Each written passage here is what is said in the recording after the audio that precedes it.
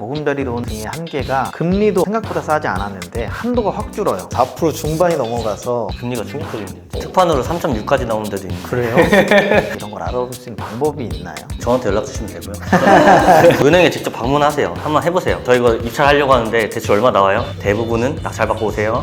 안녕하세요. 돈 되는 건 다 하고 있는 정원석이라고 하고요. 경락잔금 대출계에 또 이렇게 젊으신 분 홍대리님을 모셨습니다. 네, 안녕하세요. 홍대이라고 합니다. 반갑습니다. 법원에서 제가 수강생분 입찰하러 갔는데 낙찰 받으신 분들에게 명함을 주고 계시길래 대출을 담당하신다 그래서 사실 이렇게 젊으신 분을 제가 간절하게 찾고 있었거든요. 어렵게 모셨고 대출에 대한 얘기를 오늘 허심탄회하게 좀 해보려고 합니다. 상담사님을 모시게 된 게 사실 저를 또 잘 아시는 분은 아시겠지만 저는 또 신중하고 제가 해본 다음에 추천을 해드리는데 저도 파산조금의 낙찰을 받고요. 대구에 있는 물건 또 대출 받을 때 어려운 물건 또 잘 해결해 주셨었고 수강생분들의 또 어려운 물건을 잘 해결해 주신 분이라서 이렇게 모시게 됐고요. 간단하게 한번 소개 한번 부탁드려도 될까요? 주로 경매, 공매, 대출 위주로 부동산, 담보대출 중심으로 대출을 실행해주는 금융권들과 낙찰자분들 사이에서 다리 역할을 하고 있다고 생각하시면 될 것 같습니다. 경공매 경험도 또 투자자로서도 경험도 있으시고 직접 또 대출을 또 받아보셨기 때문에 그 입장에서 대출도 잘 해주시고 강의도 하시지만 다양한 또 투자도 하시면서 수익을 내시고 있으니까 저희 입장에서는 너무 귀한 분이시죠. 경매, 신탁공매, 파산공매까지 저도 다 대출 받으면서 5회 이상 일단 해봤고요. 저도 여러분들과 함께 지금도 공부하면서 지금도 투자를 하고 있습니다. 그래서 좀 투자자의 마음을 좀 이해하시겠어요, 더. 제 입으로 말씀드리기 그렇지만 법원에 가면 대출 의무님들 많으시잖아요. 저는 지금 5년차밖에 안 됐어요. 그분들은 뭐 10년차, 20년차 있겠죠. 하지만 제가 자신있게 얘기할 수 있는 거는 수강생분들과 함께 공부하고 함께 투자하고 대출 받고 여러분들과 똑같은 고민을 하면서 투자를 하고 대출을 하기 때문에 감히 대출 이모님보다는 잘할 수 있지 않을까 도움을 더 많이 드릴 수 있지 않을까 싶습니다. 초보자분들이 입찰할 때 저희 멤버분들이 항상 고민하는 게 입찰 전 저 얼마 대출 나와요? 금리 얼마? 이런 거 고민 많이 하시거든요. 그런 걸 다 또 상담도 해주시니까 너무 좋으신 분 같고요. 본격적으로 이제 대출에 대한 얘기를 이제 허심탄회하게 해보려고 하는데 우리 영상을 보시는 분들의 또 이해를 돕기 위해서 경락잔금 대출과 또 일반 대출의 차이는 뭔지 간단하게 알려주실 수 있을까요? 다 부동산 담보대출입니다. 주택을 담보로 잡고 은행에서 대출을 해주는 거를 주택담보대출을 하는데요. 경락자금 대출이든지 일반 대출이든지 다 똑같은 주택담보대출입니다. 경락잔금이라는 단어가 앞에 붙은 게 경매로 취득해서 그 물건을 은행에서 담보로 잡고 대출을 일으켜서 잔금을 낸다 해서 경락잔금이라 표현하는 것 뿐이지 다 똑같은 대출입니다. 경락잔금 대출이 더 대출이 잘 나옵니다. 은행권이나 금융권에 대출해주면은 이 부동산의 가치를 보고 대출을 해줘야 되잖아요. 아파트 같은 경우 KB 시세 대출해주는 기준이에요. 일반 대출에서. 그럼 경매는 어떻게 되냐? 감정가라고 해서 법원에서 감정평가사를 통해서 감정가를 매겨요. KB 시세보다 감정가가 높게 나오는 경우도 있습니다. 감정가 기준으로 대출이 나오기 때문에 대출이 더 나오는 현상이 첫 번째로 있고 두 번째로는 일반 매매는 KB 시세나 감정가의 몇 프로, 무주택자는 70%, 1주택자는 60% 이렇게만 나와요. 근데 경락잔금 대출은 감정가의 70%, 60%와 낙찰가의 90%중 작은 금액, 낙찰가의 90%가 나올 수가 있는 거예요. 근데 일반 매매는 감정가나 KB 시세 70%, 60%니까 당연히 한도가 많이 차이 나겠죠. 수강생분들이 많이 여쭤보시는 게 경락잔금 대출 받는데 이거를 1금융권으로 픽스해서 받을 수 있냐? 경락잔금 대출도 1금융권 가능한가요 혹시? 당연히 가능하죠. 지금 어차피 1금융권이든 2금융권이든 대출 상환 기간은 보통 30년까지밖에 안 돼요. 결국엔 금리를 따져봐야 되는데 지금은 2금융권이 더 금리가 낮습니다. 신협, 새마을금고, 수협, 농협 여러 가지가 있겠죠. 그런 은행권에서 보통 특판을 많이 해요. 제가 1금융권이 좋다, 2금융 좋다 말씀드린 게 아니라 그때 그 시기에 맞춰서 금리 더 좋은 데로 가면 되잖아요. 그리고 2금융권을 받아서 신용 점수가 안 좋지 않냐 걱정하시는 분들 계시는데 전혀 그렇지 않아요. 그것까지는 걱정하실 필요는 없다. 저도 1금융권 대출 받아봤고 2금융권 대출을 받아봤는데 1금융권 대출을 받으면 낙찰받고 명도하잖아요. 명도 될 때까지 매번 연락을 전출 언제 되냐 이거 1금융권이 그런다. 1금융권이 왜냐면 1금융권은 워낙 타이트하고 보수적이고 경매 잘 모르는 1금융권 되게 많아요. 그러면 꼭 우리가 1금융권 고집할 필요는 없고 상황에 맞춰서 금리가 저렴하냐 한도가 더 많냐 여러 가지 따져봐야 되는데 많이들 질문하시는 게 경락잔금 대출로 정부 저금리 대출 받을 수 있는지. 정부 기금대출 신생아 특례, 특례보험자리 여러 상품들이 있잖아요. 할 수 있으면 하셔도 돼요. 근데 우리 잔금기를 맞추기가 쉽지 않아요. 그래서 하시는 분들 거의 못 봤어요. 그게 안 된다고 하면은 일단 경락잔금 대출로 받으신 다음에 중도 상환 수수료 없는 쪽으로 받으시고 취득하고 3개월 이내 기금대출로 갈아타세요. 대환하시면 또 그런 방법도 있어요. 근데 왜 기한을 맞추기 어렵다는 거예요? 허위 결정일 기준으로 한 달하고 일주일 정도밖에 시간을 안 주는데 기금대출은 심사도 까다롭고 시간도 걸리고. 이금대출이라는 게 보금자리론 주택금융공사에서도 심사하지만 승인 나더라도 은행에서 또 심사해요. 그래서 기간이 한 4, 50일 전에 신청하라고 하는데 실제로 스터디 멤버분이 잔금 4일 전에 승인을 받긴 받았습니다. 보금자리론을. 그런데 보금자리론 선택 안 했어요. 왜 그러냐면 보금자리론 등의 한계가 금리도 생각보다 싸지 않았는데 한도가 확 줄어요. 4% 중반이 넘어가서 일반 시중은행보다 비싼데 할 수 있습니다. 그리고 가능했지만 한도가 생각보다 적어서 일반 경락잔금 대출을 써서 잔금을 치른 케이스가 있어서 가능은 하다. 그리고 병렬로 알아보면 또 좋겠다라고 말씀을 또 마무리 지어보겠습니다. 금리가 충격적인데요. 지금 특판으로 3.6까지 나오는 데도 있는데. 그래요? 그 특판이라는 건 또 이금융권. 그렇죠. 그럼 여기 써야죠. 지금 무조건. 3.6도 있어요. 오히려 이금융권이 더 싸다고 말씀들 많이 하더라고요. 그렇게 된 지 조금 됐어요. 요새 뭐 2030 세대들 중에서 내 집 마련하시려는 분들은 또 이렇게 경매로 싸게 받기도 하지만 금리도 이렇게 저렴한 상품을 이용하시거나 또는 뭐 보금자리론이 아니더라도 신생아 특례 이런 거 막 1, 2%대 이러니까 그런 것들 같이 활용하면서 내 집도 싸게 사, 금리도 싸게, 대출 한도도 높게 이렇게 받을 수 있는 방법을 해보시면 좋을 것 같다는 생각이 듭니다. 입찰 전에 한도나 금리 이런 걸 알아볼 수 있는 방법이 있나요? 저한테 연락 주시면 되고요. 은행에 직접 방문하세요. 한번 해보세요. 저 이거 입찰하려고 하는데 대출 얼마 나와요? 대부분은 낙찰받고 오세요. 맞아요. 본인 주택수, 소득, 내가 가지고 있는 대출, 신용 점수, 카드는 얼마 쓰고 물건을 해서 단기 매도를 할 건지 뭐 월세를 돌릴 건지 이런 거 다 자세하게 메시지로만 최소 입찰 전에 2, 3일 전에 주시면 저는 늦은 시간이라도 싹 정리해서 메시지를 드리든지 연락을 드리든지 하거든요. 우리 수강생분들 그렇게 받으시고 계신 거잖아요. 네, 입찰 전에 다들 상담받기 어려운데 너무 꼼꼼하게 잘 챙겨주셔가지고 참 감사할 따름인데 실제로 경락잔금 대출을 받기 위해서 체크해야 될 것들이 있다면 말씀 한번 부탁드리겠습니다. 본인의 주택수를 파악해야 됩니다. 상가, 토지, 빌딩 이런 거 투자하실 거면은 주택수 굳이 뭐 자세하게 파악 안 하셔도 되는데 주택을 취득할 거다 그러면 주민등록 등본 기준입니다. 주민등록 등본을 뗐을 때 주택이 몇 주택인지 동거인 이런 분들은 상관없고 가족들 다 체크하시고 여기서 조금 유의하셔야 될 게 수강생분들 중에 자녀 명의로 입찰하거나 만 30세 미만이시면 소득이 1200 이상은 돼야 돼요. 1년 소득이. 이거는 세금적으로 중요합니다. 자녀분들 명의로 입찰하려는 게 취득세 때문에 중과 피하려고 입찰하시는 거잖아요. 만 30세 미만인데 소득이 한 1200 이상이 안 되면은 취득세 과족 포함해서 중과됩니다. 세대 분리를 해도 만 30세 미만이 소득이 없으면 그냥 부모님 주택수 그대로 해서 취득세도 내야 돼요. 만 30세 미만인 경우는 소득이 있거나 결혼했거나 뭐 이런 세대 분리 요건을 또 말씀해 주신 것 같아요. 취득세가 합산돼서 취득세 중과가 될 수 있기 때문에 이 부분 잘 또 체크하시고요. 두 번째는 소득 금액이 얼마인지 파악하셔야 되는데 진짜 많은 분들이 입찰하기 전에 본인 소득 자료를 발급을 안 해요. 직장인분들은 그냥 근로소득 원천징수나 소득금액 증명원, 홈택스든 정부 입사든 다 뗄 수 있어요. 인터넷으로. 그거 무조건 떼셔야 되고 사업하시는 분들은 은행에서 보는 거는 매출이 아닙니다. 매출이 뭐 1억이지만 경비 처리 다 하고 내 수익은 뭐 1000만 원 이렇게 하시는 분들 되게 많은데 세금 절세하려고. 매출은 소득금액 증명상에 수익금액이에요. 경비 처리된 세후 금액이 있습니다. 사업하는 분들은 그 금액이 얼마인지를 알아야 돼요. 저 매출 2, 3억 나와요. 소득금액 봤는데 500만 원 마이너스 이러면 그냥 은행에서 봤을 때는 소득 없네 이렇게 판단을 하기 때문에 본인이 자료를 반드시 발급해서 소득금액이 얼마인지 저한테 말씀을 해주셔야 되고 프리랜서 분들 많으시잖아요. 3.3% 세금 떼시는 분들은 거주자의 사업소득 원천징수 영수증이라고 있어요. 어떻게 발급받아요? 그거 다 쳐보시면 나와요. 아무래도 프리랜서이기 때문에 그 소득이 100% 인정이 안 돼요. 조금 줄어요. 그런 거 자세하게 말씀해 주시고 더 나아가서 카드 사용액으로 많이 얘기하시죠. 추정소득, 대체소득이라 하는데 내가 소득이 적을 때 내 소득을 높여서 대출을 받기 위해서 카드 사용액이나 건강보험료 얼마 내는지 국민연금보험료 얼마 내는지 이런 걸로 대체할 수 있어요. 대체해서 소득을 올려서 내 한도를 대출 한도를 올릴 수가 있어요. 그런 것들을 사용할 수 있는 것 중에 가장 중요한 게 부부 합산 소득이 2,400이 초과가 안 되는지 보셔야 돼요. 왜냐면 2,400이 초과가 되시면 소득이 그런 것들을 사용할 수가 없어요. 2,400이 넘으면 카드 사용액 대체로 쓸 수가 없기 때문에 그렇죠. 그걸 봐라. 부부 합산 소득이 2,500이에요? 그러면 카드 사용 못 합니다. 그냥 2,500에 맞춰서 대출이 나가야 되는 거예요. 카드 사용액이 3,000이더라도 2,500으로만 계산된다. 못 쓰는 거죠. 본인과 배우자의 소득을 무조건 체크하셔야 된다. 이렇게까지 얘기해 주시는 분 처음 봤네요. 풀어도 되나요 다? 아니 많아요. 다 알고 계세요. 개인 가계대출, 사업자 대출 설명할 때 자세한 거 더 설명해드리고 세 번째는 본인이 대출이 얼마가 있는지를 봐야 돼요. 개인 명의로 대출 얼마 있고 사업자 대출 얼마 있고 뭐 신용대출, 마이너스 통장 여러 가지 있죠. 다 파악하세요. 생활안정자금 대출이라고 해서 주택담보대출이에요.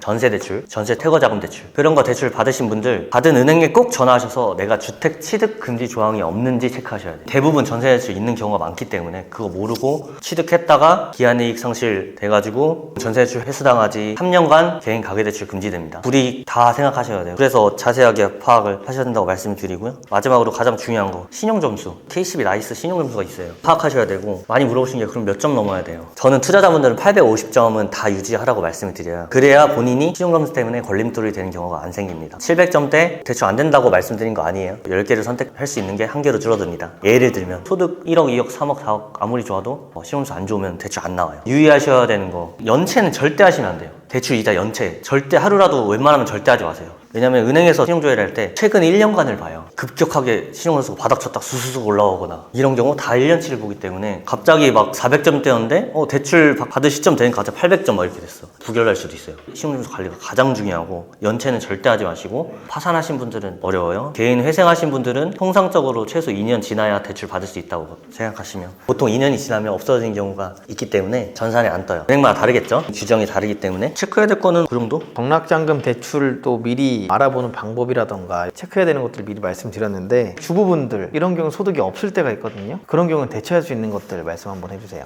개인 가계대출에서는 아까 말씀드린 대로 본인 소득이 없거나 주부다, 25년도에 사업을 시작해서 소득자료 발급이 안 돼요. 그런 분들, 프리랜서 분들, 일단은 본인 소득 자료를 다 발급 받아보고, 개인 가계대출에서는 2,400이 넘어가지 않으면 카드 소득으로 대체하고 건강보험료 대체하고, 이렇게 해서 한도 최대 내 연소득 연봉을 5천까지 올려서 계산해서 가계대출이 나갈 수가 있어요. 가계대출은 본인 소득과 부채에 의해서 DSR, DTI 이런 것들이 맞아야 대출이 실행이 되기 때문에 인정받을 수 있는 소득이 정해져 있어요. 근데 이제 사업자 대출 같은 경우 주부 프리랜서 분들, 소득 자료 발급이 안 되는 분들이 사업자 대출로 더 잘 받기 위해서는 은행에 내가 이자 낼 수 있는 능력이 있다, 이자 상환 능력이 있다는 거를 증빙해야 돼요. 정해진 소득이 아니더라도, 예를 들어 내가 월세를 얼마 받고 있다, 3, 4멘트 단기 임대 들면서 매달 수익을 얼마 내고 있다, 그런 것들을 최대한 증빙을 해주셔야 돼요. 매달 정기적인 계좌이체 금액을 증빙해야 되는 건데, 카드 사용액으로 대출 된다면서요. 그거는 개인 가계대출에서는 될 수 있어요. 소득이 아무리 없어도 카드 소득으로 높여서 대출이 나가는데, 사업자 대출도 저 소득도 없고 배우자분 소득도 없고 아무도 없어요. 근데 카드 많이 쓰잖아요. 3천만 원 쓰잖아요. 그걸로 사업자 대출 해주세요.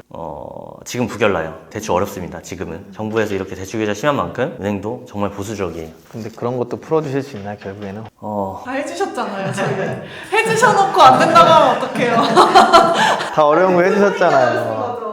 미리 검토는 받고 해야 된다. 네, 그렇죠. 낙찰 받고 와가지고 해줘라고 하면 좀 문제가 생기니까. 그것도 그렇고 가끔 한 달 전에 입사했어요. 한 달치 소득으로 대출을 해달라는 분들 계세요. 예전에는 그런 거 잘 됐었는데 시기마다 다 달라요. 계속 바뀌어요. 결국에 은행 담당자가 이런 분위기와 이런 거에 다 따라가기 때문에 한 달 소득 안 된다는 거 아니에요. 할 수 있는 데 있어요. 해드릴 수 있어요. 근데 웬만하면 지금은 최소 2-3달 소득은 가지고 만들어 놓고 입찰을 하셔라. 이게 영상이 나가더라도 조금 지난 시점엔 또 어떻게 바뀌었을지 모르니까 그때도 미리 확인받고 들어가시는 게 제일 안전할 것 같고요. 이렇게 물어보신 분도 계세요. 지금 26년인데 제가 육아휴직을 했어요. 근데 24년, 25년은 근로소득이 있었답니다. 그러면 가계대출은 2년 전 소득을 보기 때문에 지금은 소득이 없어도 대출 나오나요? 육아휴직 중이면 어쨌든 아직 직장을 퇴사하는 건 아니잖아요. 그러면 보통 말씀하신 대로 육아휴직 전 2년치를 인정해 주는 것도 있고, 배우자 소득이랑 이렇게 다 따져보고 이렇게 나오기 때문에 육아휴직 하는 분들도 급여가 나오는 경우도 있고 안 나오는 경우도 있고 이렇게 나눠지잖아요. 대출은 나와요.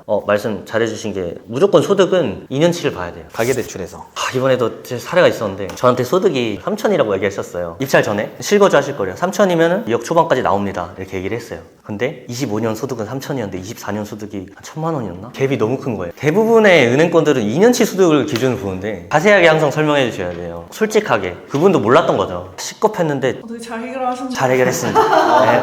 역시 어떻게든 해결했습니다, 진짜. 경매공매 또 많이 하시는 투자자분들이 사업자 대출이란 걸 또 최근까지도 많이 썼었단 말이죠. 사업자 대출이랑 가계대출에 대한 차이를 또 말씀해 주시겠어요? 개인 가계대출을 먼저 설명드리면, 본인 소득과 본인 부채, DSI, DTI 이런 걸 다 따져서 맞아야 대출이 나와요. 사업자 대출은 이자 상환 능력을 봐요. DSR 따지지 않고 내가 어떻게 이자를 낼 수 있는 능력을 증빙을 최대한 하셔야 돼요. 그런 차이점이 있고, 개인 가계대출은 작년 6월 규제, 9월 규제, 10월 규제 계속 규정이 나오고 있는데, 작년 6월 달부터 개인 가계대출은 무조건 실거주할 사람들만 대출을 받아라 이거잖아요. 6개월 이내 무조건 전입. 내가 취득하고 6개월 이내 전입을 조건을 걸었어요, 정부에서. 지방은 규제가 없습니다, 아무것도. 수도권 기준으로 말씀을 드리는 거예요. 주택 기준이에요. 내가 전국에 한 주택이라도 있으면 그건 1주택자인 거예요. 지분이라도 분양권, 상속받은 거 뭐 여러 가지가 있겠죠. 다 1주택자로 봅니다. 그 1주택을 처분하는 조건을 걸어야 수도권에서는 아파트, 빌라, 주택담보대출이 나옵니다. 세 번째는 지금 한도가 6억까지밖에 안 되죠. 개인 가계대출은 15억 이하 물건들 6억까지밖에 안 되니까 개인 가계대출 현재 기정이고, 처음 취득하는 분들은 LTV 한 한도가 70%예요. 지방은 80%까지 나오고요. 이게 지금 가계대출 현재 규제에 있는 거 간략하게 설명드렸고, 사업자 대출은 전입하시면 안 돼요. 우선 사업자 대출 전입 요건 자체가 없는 거죠. 요구하는 게. 없기도 하고 하시면 안 돼요. 내가 몇 주택자인지 상관없어요. 사업자 대출은 한도도 사실 제한은 없어요. 가계대출은 6억이 있었는데, 개인 가계대출과 사업자 대출을 어떤 걸 선택해야 될지 입찰 전부터 계획하고 들어가셔야 돼요. 그리고 내가 이 대출만 받고 이 투자만 할 거 아니잖아요. 내가 어떤 대출을 받아서 어떤 목적으로 대출을 활용하고 상환할 건지, 그 이후에는 어떤 대출을 받을 건지, 그게 굉장히 중요해졌어요. 올해는 내가 가계대출을 받았어요. 1주택자가 되는 거잖아요. 근데 뭐 내년에 하나 더 하겠대요. 1주택자는 지금 처분해야 되잖아요. 그러면 어쨌든 내년에는 가계대출을 받을 수가 없는 거예요. 처분이 안 되면. 올해는 가계대출 받고 내년은 사업자 대출 받을 계획을 세워야 돼요. 다. 한창 이슈가 됐던 것은 비규제 수도권까지는 다주택자여도 전자상거래로 대출 받아서 담탈할 수 있다. 이게 조금 경매계에서 이슈였거든요.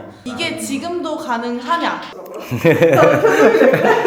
이거 다 담을 수 없어. 저 말씀드릴 수 없습니다. 사용 용도 말씀하셨죠? 결국에 사업자 대출은 자금의 용도가 중요해요. 정부에서 대통령님께서 말씀하신 게 사업자 대출 나갔으면 그 용도에 맞게 사용해라. 용도 외에 유용, 용도 외에 사용할 때 불이익이 생길 거다. 이렇게 지금 얘기를 하셨잖아요. 그러면 용도에 맞게 사용하면 되는 거예요. 용도에 맞게. 예를 들어 제가 음식점을 하고 있습니다. 부동산을 취득해서 직원들이 많아. 복지 좀 해줘야겠어. 직원 숙소로 쓰겠다. 준비해서 대출 나갔어요. 그럼 직원 숙소로 쓰면 되잖아요. 이런 게 용도에 맞죠. 매매사업자 대출이 다 막혔는데 그건 수도권 기준이에요. 지방은 대출에 대한 규제가 있는지 또 다른 방법이 있는지 여쭤보겠습니다. 매매사업자, 임대사업자 대출은 수도권에 대해서 작년 9월부터 바뀌었어요. 지방은 아무런 규제가 없어요. 근데 대통령님께서 사업자 대출을 언급을 하셨는데 지금 조심하셔야 되는 게 사업자 대출 자금 용도 외 유용에 대해서 얘기하는 건 매매사업자, 임대사업자도 분명히 포함이 된다고 인지를 하셔야 돼요. 매매사업자 대출이 나가면 매매업만 해야 돼요. 전입하시면 안 되고 임대 두시면 안 돼요. 그런 걸 지금 정부에서 이야기를 하는 거기 때문에 굉장히 주의하셔야 돼요. 지방이어도 매매사업자 대출, 임대사업자 대출 받을 때 쉽게 생각할 상황은 아니에요. 지방에 매매사업자 대출, 임대사업자 대출 여러 가지 사업자 대출 할 수 있어요. 자금 용도에 맞게 하시고 준비하시고 하시면 되고, 기억하셔야 될 게 아까도 말씀드렸지만 오피스텔, 상가 이런 것들은 주택이 아니에요. 지금 모든 규제는 주택에 대해 규제를 하기 때문에 오피스텔은 건축물들이랑상 업무시설이죠. 주택이 아니기 때문에 대출 서울부터 전국 다 오피스텔 대출 잘 나옵니다. 그럼 전국 대출 다 하시는 거예요? 네, 맞습니다. 수도권에 계신데 대구도 해주셨어요. 수도권 내에서 가계대출을 받으면 꼭 전입을 해야 된다고 또 말씀 주셨는데, 가계대출 받고 전입 살짝 넣었다가 바로 전세 놓는 거 경매에서 낙찰받고 가능한지 많이들 물어보시더라고요.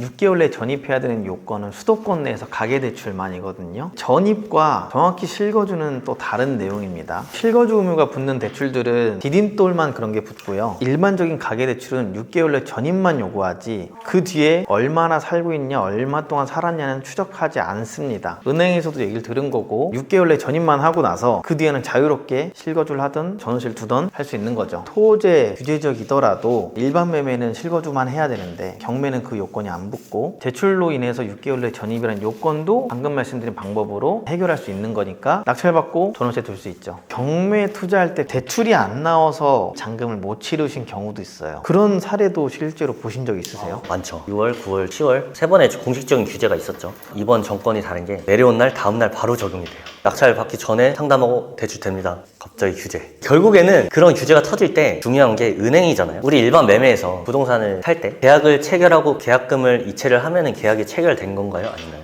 넣었으면 된 거죠. 매매 계약이 체결된 거잖아요. 네. 그럼 경매에서 보증금 내잖아요. 입찰 보증금. 그러면 내가 입찰 보증금 낸 거는 계약 체결된 건가요? 안 된 건가요? 그건 아니죠. 냈다고 봐야 되지 않아? 내 돈 가져가 놓고? 헷갈리죠. 대부분의 은행권들은 법원에서 매각 허가 결정을 내려줘야 매매계약 체결로 본다. 매각 허가 결정까지 얼마나 걸리죠? 일주일 시급하긴 했는데 모두가 다 그렇게 얘기했을 때 결국엔 은행 담당자의 역량입니다. 해주는 은행 담당자를 찾아서 그렇게 했었어요. 보증용수 냈으면 일반 매매에서도 계약이 체결된 건데 보증을 냈으면 그건 경매도 똑같이 계약 체결된 거로 봐줘야죠. 그렇게 어필을 하셨군요. 그렇죠. 갑자기 급변하는 상황이기 때문에 그런 경우에도 어떻게든 또 만들어 주시는 분이라서 중간 다리 역할을 해주시는 분이 말씀해 주시면 더 신뢰도가 있어서 이런 분들의 역할이 더 중요한 것 같습니다. 간혹 특수물건이 있을 때도 있잖아요. 대학력 있는 임차인이 있다 또는 빨간 글씨가 있다, 이런 경우에도 대출이 뭐 문제없이 나올 수도 있나요? 나올 수 있습니다. 첫 번째 위반 건축물. 대부분 안 되는 줄 아세요. 됩니다. 방법이 있어요. 위반 건축물도 대출이 필요할 때가 있잖아요.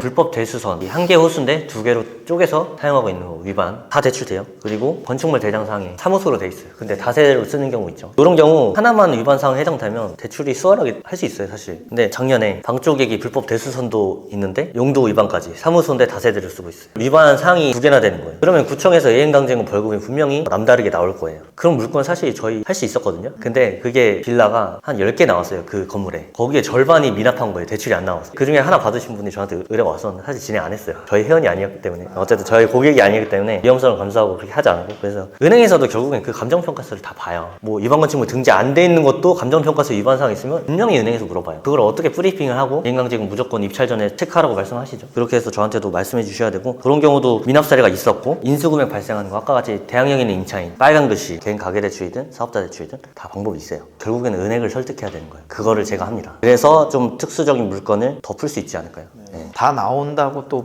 보기보다는 그 능력이 있으신 분들이 은행 가서 잘 또 협의하고 풀어주실 때 또 홍대리님이니까 잘 해주실 수 있다라고 또 말씀해 주셨고, 저희 수강생분들 대출도 담당해주고 계시는 홍대리님 모시고 또 얘기를 나눠봤는데 또 원선이 스터디도 한번 소개해 주시지요?